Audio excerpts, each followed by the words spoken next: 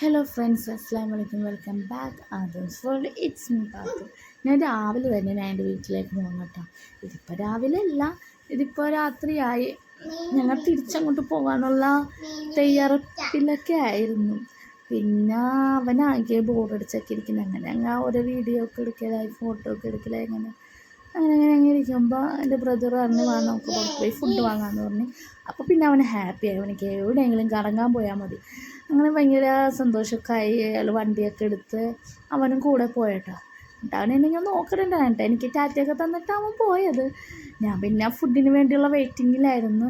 കാത്തിരുന്ന് അങ്ങനെ ആ ഫുഡ് വന്നപ്പോൾ തന്നെ ഞാൻ ആദ്യം ഫുഡ് താന്നാണ് പറഞ്ഞത്. അങ്ങനെ ഫുഡൊക്കെ വാങ്ങി ഉമ്മച്ചി എല്ലാവർക്കും കൂടി വിളമ്പാനൊക്കെ ഇരുന്നു.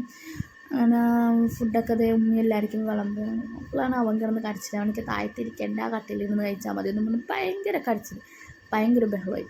പിന്നെ വേഗം ഫുഡൊക്കെ എടുത്ത് അവനിക്ക് കട്ടിലേക്ക് കൊണ്ടുവന്ന് കൊടുത്തു. അവൻ്റെ കണ്ണിരിക്കണ കാരണം കരഞ്ഞ് ഇത് കണ്ടില്ലേ. അപ്പോൾ ഇത്രേ ഉള്ളൂ ഗൈസ്. ടാറ്റ.